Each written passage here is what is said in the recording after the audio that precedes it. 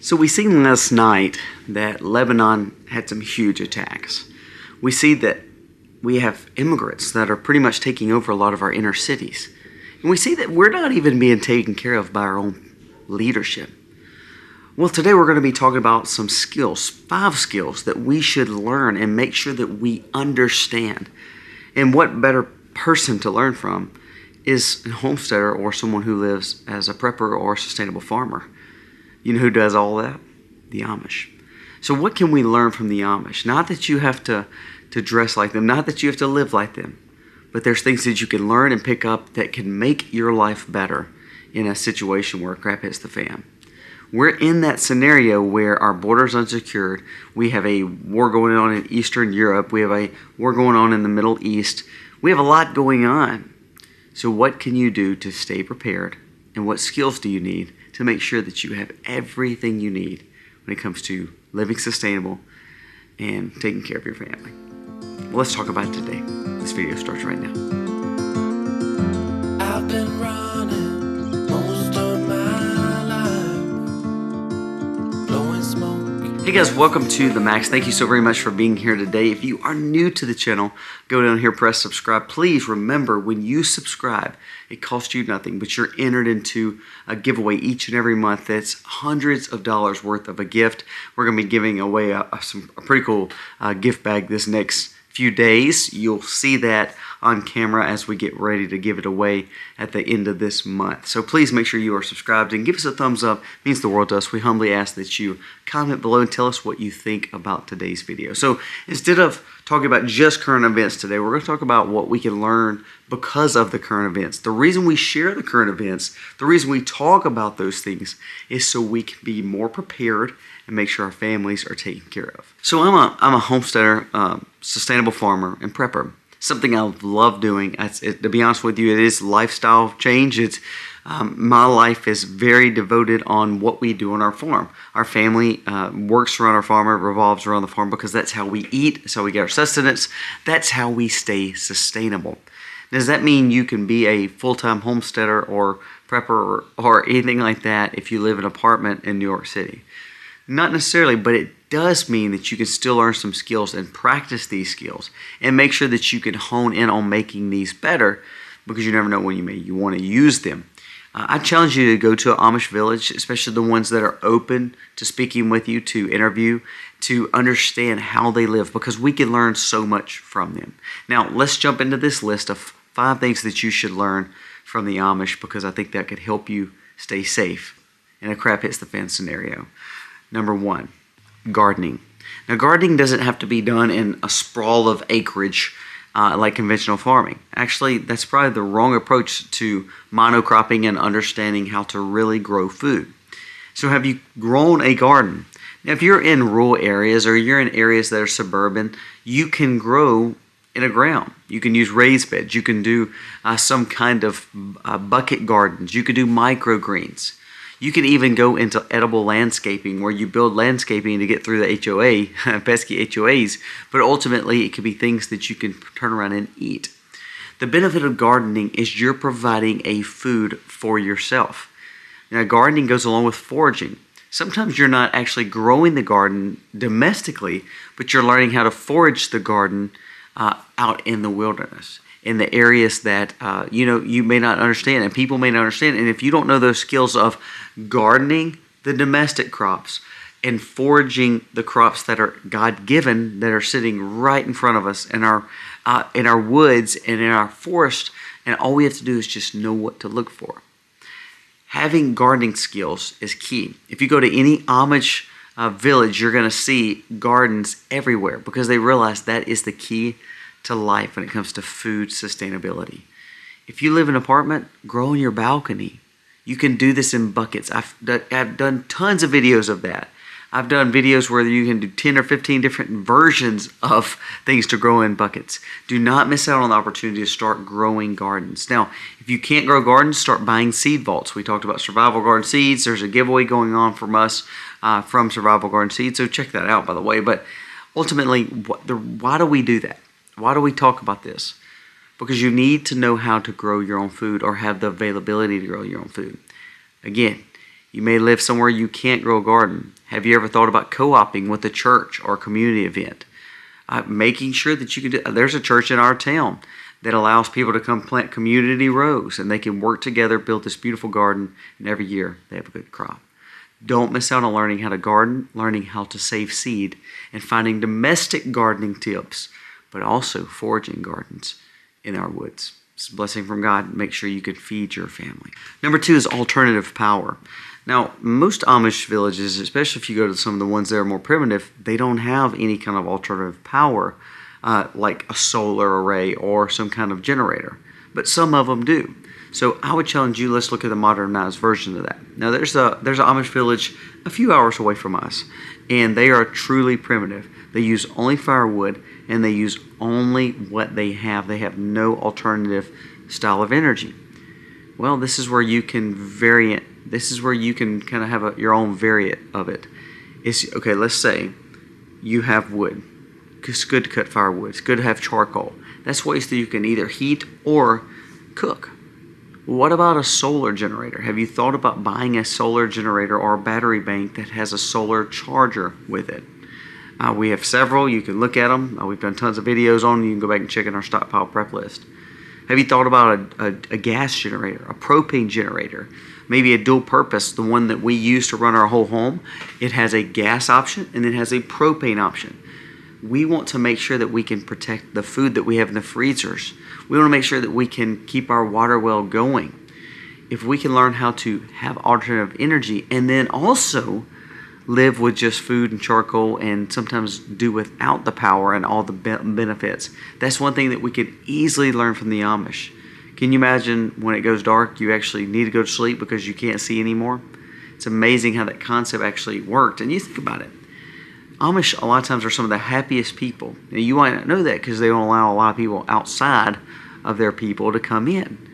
But because they don't have the smartphones or they don't have the ways to look at the news all the time, to be honest with you, they tend to be happier. Even living a life that is very inconvenient, they tend to be happier. So again, think about alternative energy, solar generators, gas generators, propane generators, things that you can refill and have. I love the battery banks because you can refill them with the solar. It's a game changer. Number 3 goes with medicines or natural remedies. Now, we talked about foraging earlier, but we need to understand the benefits and blessings of natural remedies and foraging.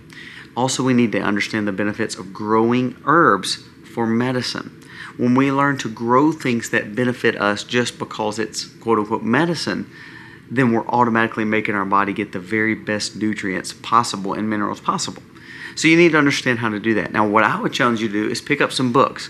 There's books on foraging. There's books on natural healing and natural medicine. Clive Davis and Nicole Appelian has great books. I've linked a lot of those below in a lot of other videos. But check those out. That teach you not only how to forage it, what you're looking for when it comes to medicinal benefits. Now, one thing I'm going to go away from just for a second is if you're on some kind of medicine or you're in a place where you can't necessarily always have the availability to forage, you better make sure you have some emergency management medicine. Like Lebanon getting attacked tonight and getting bombed. How easily could we face something like that, even here in America, where things can change in a heartbeat? There's a hurricane coming up in our Gulf, and we could just sit there and panic, or we could just kind of be prepared for it. So we could buy the things that we need, so that way it's almost building the insurance. One thing about the Amish is they understand how to medicinally heal their bodies by what God gives us, which is food. Now, you need to learn those and learn how to forage and learn how to know what herb does what. But also, make sure you pick up some emergency medicine. Some emergency medicine. It's very good to have. It's life-saving things. Personally, again, I've told you before, I don't like pharmaceuticals. I don't take them, but I love having emergency medicine at my disposal, though, just in case. Number 3, healing our bodies medicinally through natural remedies, understanding what that means. That's something you can easily pick up from the Amish. Number 4 is preservation. Learn how to preserve. Learn how not to waste. We've really tried hard in our home not to waste any food or any excess of anything that we're utilizing, such as preservable meats, or making sure that we can either use this in a canning situation or a freezing situation, or can we cure it for some kind of jerky. We don't want to have any waste.